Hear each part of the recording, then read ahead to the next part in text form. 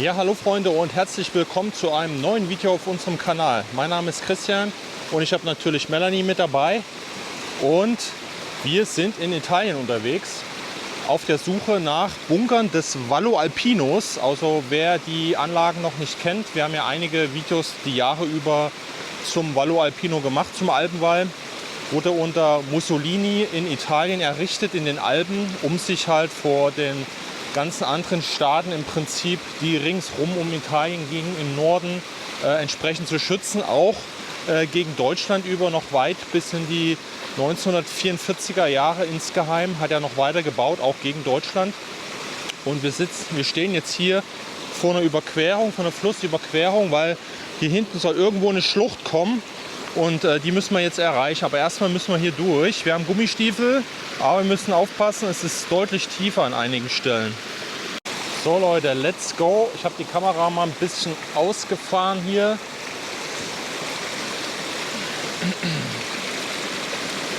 Trotzdem ein bisschen aufpassen.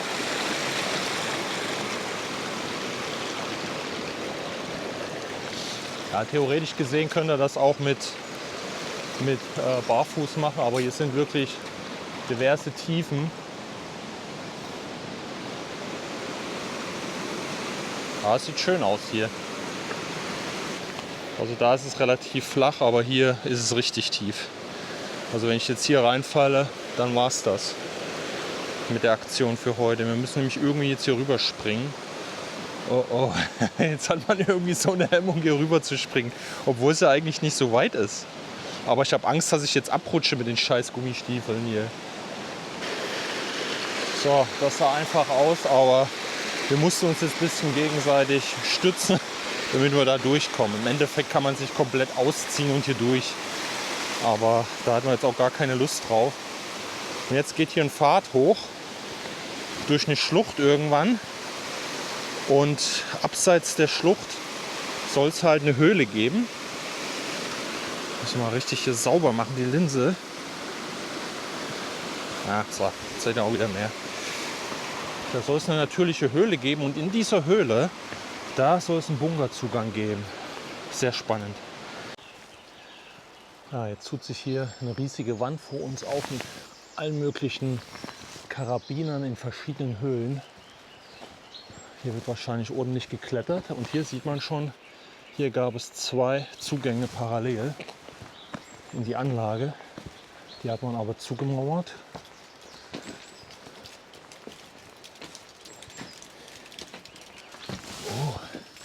Oh. Das war eine Scharte, Leute. Hier sieht man es noch, da könnte man auch locker durch, aber wir wollen durch die Schlucht gehen. Hier sieht man sogar noch Camouflage. Ja, wir gehen durch die Schlucht.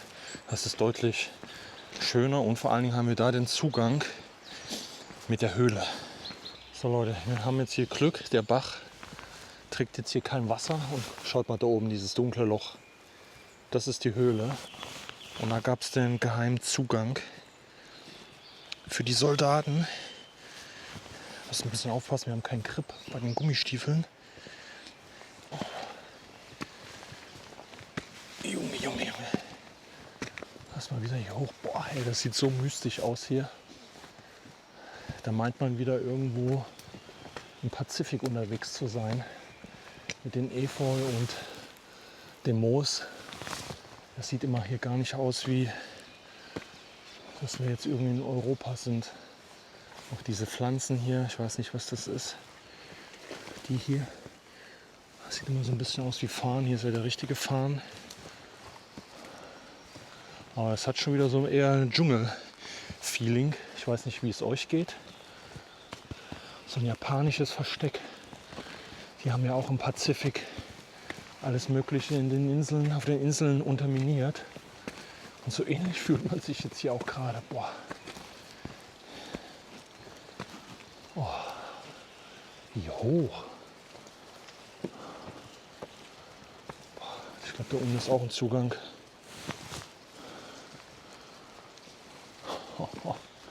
Und schaut euch das mal an. Da ist der Zugang in den Bunker. Das ist die Nahverteidigung gewesen vor dem Eingang.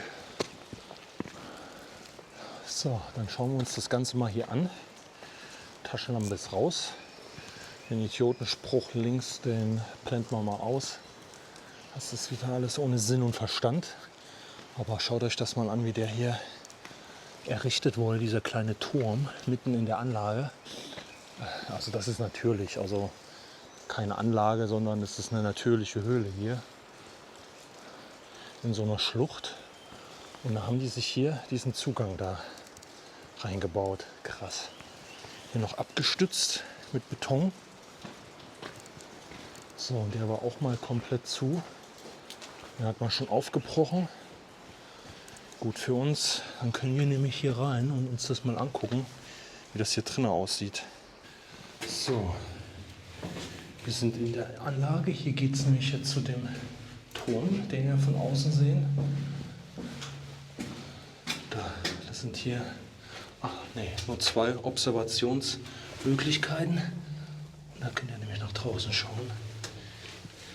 Aber der Bunker hat noch eine ganz interessante Sache. Mal gucken, ob wir die auch irgendwie jetzt zu Gesicht bekommen.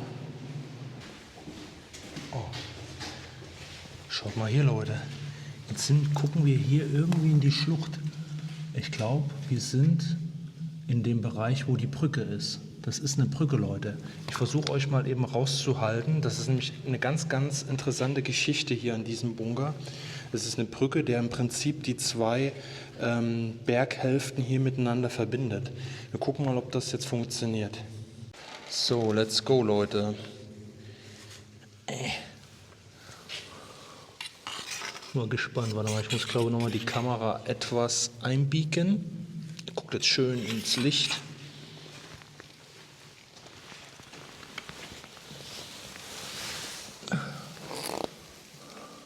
So, Leute, ich weiß nicht, ob ihr das erkennen könnt oder ob ihr mich auch hören könnt.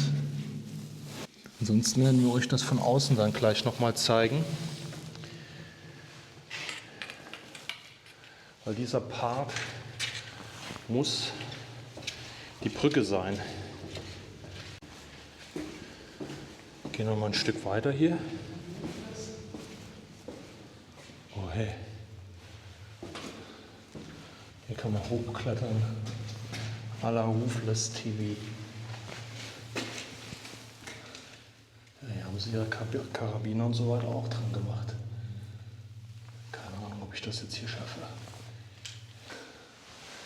gucken, ob ich krafttechnisch und meine Gelenke das hier überhaupt mitmacht, dass ich hier hochkomme oder ob ich mir gleich irgendwas zerre. Und vor allem, ob das Seil auch fest ist. Ne? Ich meine, jetzt hier sind Kletterer unterwegs, aber einen fremden Seil trauen, naja. Und jetzt habe ich auch nur so dumme Gummistiefel. Oh, das ist so elastisch hier. Oh, ich habe so einen Schiss davor. Wenn ich jetzt hier irgendwie... Hier war halt eine Holztreppe drin.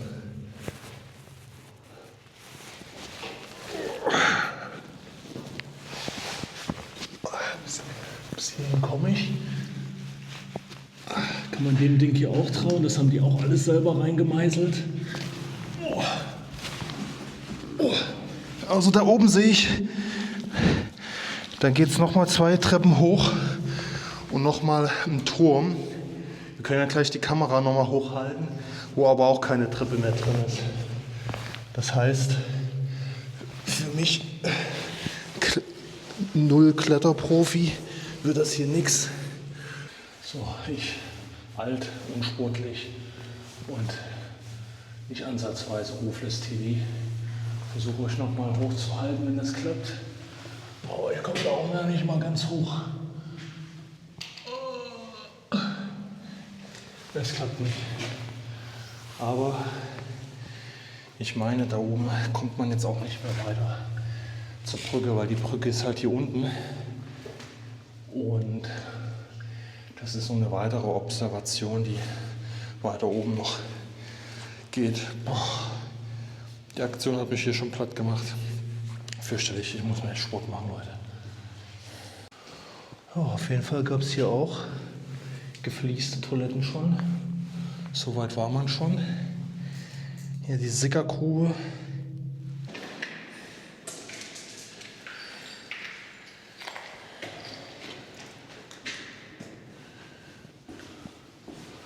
Also wir haben jetzt hier in der Tat sogar 2 große Räume auf der gleichen Ebene gehabt und jetzt wieder ein längerer Verbindungstunnel,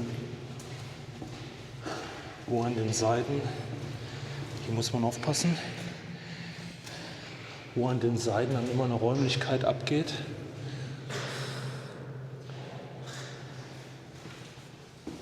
Erstmal hier runter.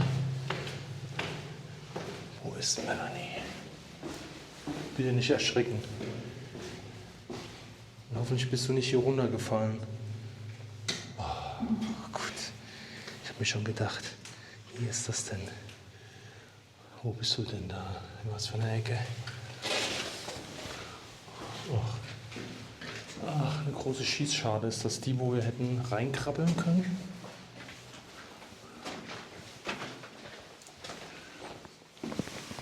Ja, genau. Da war das Loch. Wir sind jetzt da unten. Und hier ist das Camouflage. Okay. Ja, Leute, wir sind ganz ohne Klettern hier an dieser Position, wo ich da unten stand mit Mella, dem ersten Turm. Und hier, das ist der zweite, den ich gesehen habe. Hier haben sie auch einen Seil dran gemacht. Aber wir sind jetzt ganz normal über die Wege hier auch hingekommen. Alles ganz easy und entspannt. Also, wir müssen jetzt wieder zurück, ne? So, wir sind wieder am Ausgang.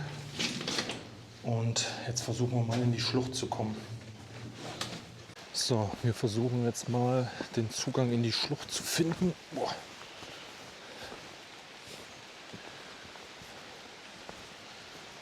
Es regnet hier ziemlich stark, aber unter den Bäumen sind wir echt noch ein bisschen safe. So, ich werde jetzt auch noch mal hier runter gehen, wie gesagt in die Schlucht. Aber das ist jetzt auch wieder alles ein bisschen tricky hier wegen Gummistiefeln und hier ist alles nass. Ich habe hier überhaupt gar keinen Grip. Oh.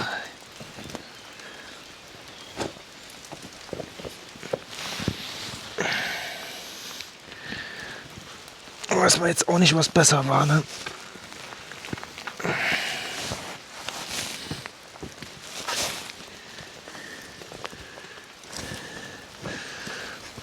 Boah. Boah. Junge. So, alles noch heile. Aber das sieht auch cool aus von hier oben. So, ich gehe jetzt einmal kurz hier runter. Mella bleibt da. So, dann zeige ich euch das mal eben kurz. Boah. Ja, normalerweise wäre nämlich hier auch Wasser. Und da oben können wir das schon erkennen. Mal gucken, ob die... Ich mache euch noch mal eben kurz sauber hier.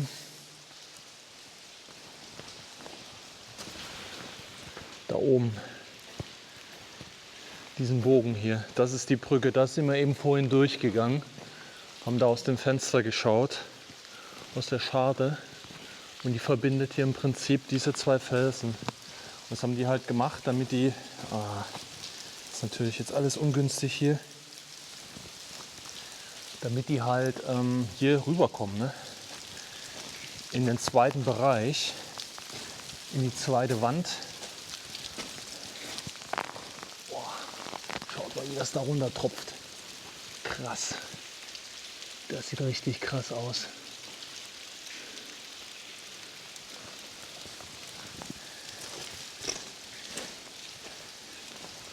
Und hier ist dann halt Schluss. Hier sammelt sich wahrscheinlich dann das Wasser. Das ist so krass, ey. Es ist hier bestimmt nur mal locker so 12 Meter hoch. Wahnsinn. So Leute, es geht weiter. Wir haben jetzt schon wieder viel gar nicht aufgenommen. Das ist auch immer doof, aber einfach des Gefechts. Und wenn man nichts richtig findet, ist das immer blöd und das verlängert aber auch nur unnötig das Video. Aber hier habe ich jetzt mal wieder was gefunden. Hier geht aus dem Berg hier ein Drahtseil durch. Das ist jetzt spannend. Weil ich bin jetzt hier so eine Passstraße, so eine alte gepflasterte Passstraße hochgegangen. Und jetzt ganz doof da irgendwie an der Seite geparkt. Ja, guck mal da oben. Da habe ich den nächsten Hinweis. im Gelände hier. Das sind wieder solche Markierungssteine. Oh, ey, mit den Gummistiefeln ist auch wirklich eine Last. Da DM steht da drauf. Ich weiß jetzt gerade nicht, für was es steht, aber ich kann mir gut vorstellen, dass das hier auch für eine Markierung ist. So, jetzt will ich euch noch was zeigen, weil ich jetzt nämlich auf der Suche nach einem Zugang war. Oh, aber der kann sich auch woanders befinden. Kommt drauf an, auf welcher Ebene ich hier bin. So, das war mal irgendwie eine Straße hier. Vielleicht gehe ich die auch gleich noch mal weiter. So, und schaut mal hier, Leute, da ist auch zugemacht. Also die Scharte ist zugemacht. Da können wir es erkennen. Eine riesige Scharte hier. Also hat man diese ehemalige Straße hier geschützt. Aber ich sehe hier nichts. Das ist halt das Problem halt zu dieser Jahreszeit. Ne? Wobei hier oben gibt es keine perfekte Jahreszeit. Entweder hast du Schnee und Eis, kommst nirgendwo hin. Oder du hast Bewuchs und kommst nirgendwo hin.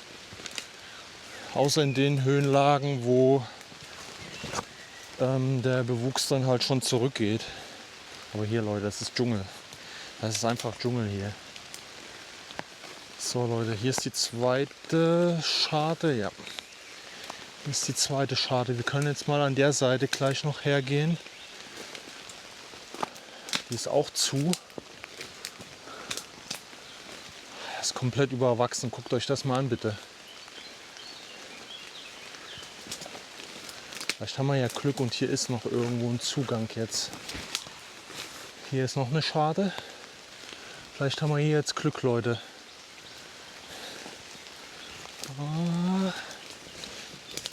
Nein, zugemauert. Es gibt's doch nicht. Sie ist tatsächlich zugemauert. So ein Mist. Relativ selten, dass wir hier vor verschlossenen Türen stehen. Aber normalerweise gab es immer noch einen zweiten Zugang.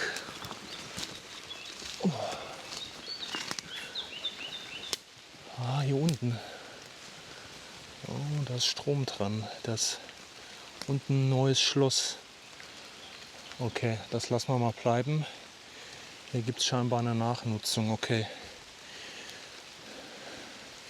Lass mal bleiben, Leute. Dann Rückzug. Haben wir das gecheckt. Deshalb ist da so astrein auch zugemacht. Alles klar. Schade. So, Leute, ich bin jetzt hier die ganze Zeit rumgeeiert. Es gibt nur einen Zugang hier. Der ist auch leider verschlossen. Ich kann euch den einmal zeigen. Ganz versteckt hier drin.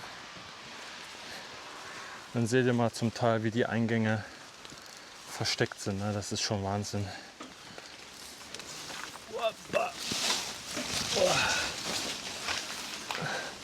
Diese Tür geht leider nicht auf, die ist zu. Eigentlich müsste es noch mindestens eine weitere Tür geben, aber ich habe sie nicht gefunden. Hier für eine relativ große Nahverteidigung. Die Tarnung liegt schon unten und hier ist die Tür. Und hier hat man einmal so den Zugang nochmal umbaut. Ja. Und das Innere sehen wir jetzt leider nicht. Es müsste aber auch was vom Kalten Krieg sein. Also war nachgenutzt, also von den Italienern. So, wir fahren jetzt einfach mal die nächste Location an. So Leute, wir sind jetzt zum anderen Standort hier in der Nähe dann gefahren. Und hier haben wir jetzt wieder was super Tolles entdeckt. Wir haben jetzt hier eine Klappe entdeckt. Hey, Ruhe da. Wir haben hier eine Klappe entdeckt für einen Bunker mit Panzerturm, der installiert gewesen ist. Der ist etwas weiter da drin gewesen. Wir gehen erstmal hier rein. Im Gegensatz zu diesen Dingern da in Österreich ist das nämlich offen. Und dann können wir euch das hier auch noch mal zeigen. Es ist alles schon zugewachsen.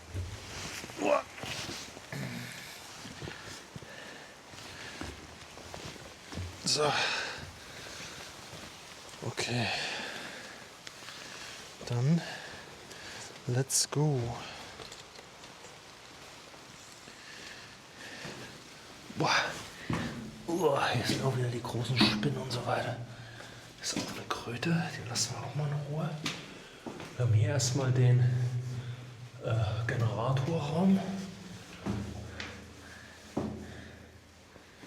der hier angeschlossen gewesen ist.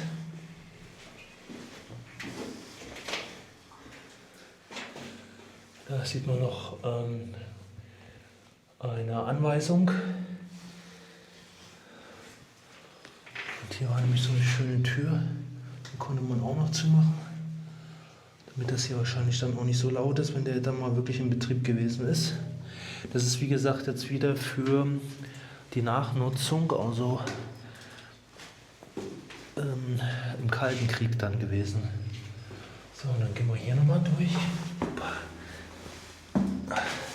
Das ist alles ziemlich eng, ihr seht das ja, ich muss mich hier ganz schön bücken.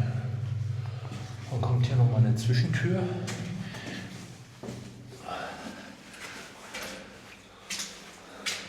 Hier waren auch überall die Kabel, die jetzt dann zu dem Generator gehen. Hier ist alles voll Wasser. So, und über uns hier müsste dann dieser Turm platziert gewesen sein. Ah, komisch, ja. Hier müssten dann, ich weiß ja nicht, wo die Munition hier wirklich geparkt wurde. Hier ist für den Schützen.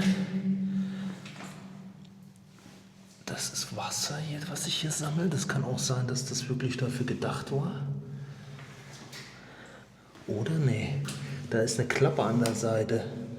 Vielleicht ist das hier, das ging hier oben her. Dann wären hier oben die Granathülsen hier in diesen Raum gelangt sein, wenn man damit gefeuert hätte. Ja, so muss es sein. Anders macht das keinen Sinn hier. Das Wasser ist jetzt nur von oben reingekommen. So. Und dann kommen wir hier wahrscheinlich zum Notausstieg. Oh, hier ist sogar so eine Mini-Skorpione. Gibt es nämlich auch in den Alpen Skorpione. Schön, dass wir euch das hier an der Stelle auch nochmal zeigen konnten. Also entweder wurden diese kleinen Teile halt für diese Panzertürme genutzt. Es gab aber ähnliche Bauten auch. Da hat man dann Kommunikationsanlagen, auch irgendwie Antennen oder sowas. Ich weiß nicht, wie die einzelnen Anlagen hießen, die man benutzt hat. Die hat man auch in solche kleine Bunker verfrachtet. Technik. Okay. So, weiter geht's. Schaut mal, Leute. Melanie ist schon im Wasser. Da vor uns, und zwar da, wenn ihr das gut erkennen könnt, ist ein Bunker. Und zwar der sogenannte, oder umgangssprachlich, Haifischbunker.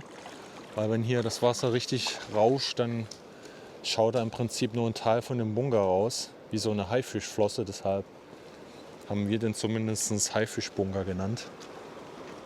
Aber ja, wir waren jetzt auf der anderen Seite. Da kam man überhaupt nicht ran ohne längeren Weg. Jetzt müssen wir mal gucken. Wir hätten noch Warthose mit. Wir gucken aber eben mal so, ob wir uns die Warthose sparen können und jetzt mit Gummistiefeln hier rüber gehen können. Oh Leute, ich glaube, das sieht nicht gut aus.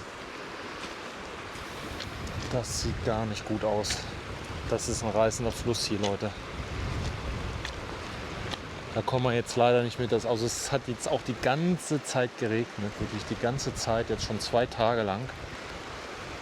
Sonst ist hier immer relativ wenig los, aber also man kommt jetzt irgendwie über irgendeine Stelle noch darüber und da, aber das ist schon richtig stark hier. Da ist der Bunker leider. Ah, schade.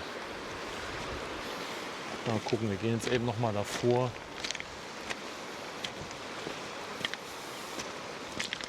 Ansonsten gucken wir mal, ob wir mit der Drohne vielleicht noch was machen können, aber es ist halt extrem Regen jetzt. Bei mir ist schon alles durch, auch die Jacke ist jetzt schon, die muss ich neu imprägnieren. Ich bin eigentlich schon bis aufs Unterhemd durch hier. Ja Leute, eine sehr wasserlastige Action heute. Also wir hatten jetzt auch gerade das Gefühl, als wir hier zurückgegangen sind, obwohl es jetzt nicht so lang war, also die Zeit, die wir jetzt da drüben verbracht haben, dass das trotzdem wieder ein bisschen angestiegen ist. Das heißt, auf jeden Fall nicht nachmachen. Das kann man hier nur im Sommer machen. Da ist das Ding komplett ausgetrocknet. Wir waren schon einmal ein Jahr hier gewesen, aber ich glaube an der falschen Stelle. Und da haben wir den auch gesucht. Jetzt haben wir ihn gefunden und er ist zum Greifen nah, aber wir kommen nicht hin. Wir werden jetzt noch die Drohne fertig machen. Die muss jetzt noch mal durch den Regen, hilft nichts.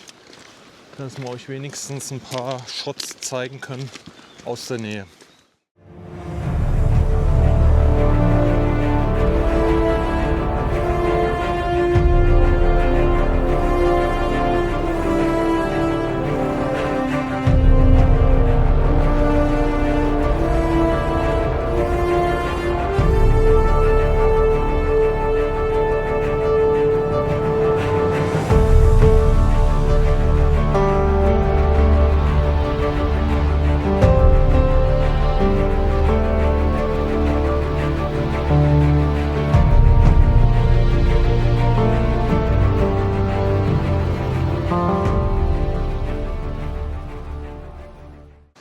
So wie ihr das gesehen habt, wir haben leider den Bunker jetzt nicht mehr erreicht, den schönen Haifischbunker.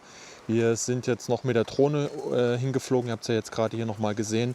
Aber es wäre halt zu kriminell gewesen, den jetzt irgendwie anzulaufen. Also wir hätten jetzt die Warthose noch gehabt, aber durch diese Fließgeschwindigkeit von diesem Fluss da und man sah auch nicht, wie tief der ist. Also höchstwahrscheinlich wäre auch noch locker über Warthose gegangen. Und ja, dann haben wir das jetzt gelassen. Ist nicht weiter schlimm, aber wir haben euch den, wie gesagt, mit der Drohne noch gezeigt. Wir haben euch heute noch einen Bunker gezeigt, der einen Zugang über eine Höhle hatte, in einer Schlucht, verbunden mit einer Brücke. Das war auch spektakulär. Also es waren alles halt Bunker, die man so nicht häufig sieht. Wir haben euch auch noch mal einen Bunker gezeigt, wo ein Panzerturm mit installiert gewesen ist. Es gab heute auch viele Fails, muss ich ehrlich zugeben. Das haben wir jetzt auch nicht alles gefilmt. Ein paar Ausschnitte habt ihr jetzt gesehen. Wir haben bestimmt noch locker 4 oder 5 weitere Bunker angefahren, beziehungsweise die Zugänge dazu, aber keine Chance. Da kamen wir einfach nicht rein. Aber so ist es. Man hat nicht immer Erfolg. Es gibt auch häufig einen Fehlschlag. Dessen müsst ihr euch auch bewusst sein. Aber wir hoffen, ihr hattet trotzdem Spaß und ihr schaltet das nächste Video ein. Lasst uns ein Abo da, lasst uns ein Like da und dann sehen wir uns im nächsten Video. Macht's gut. Ciao.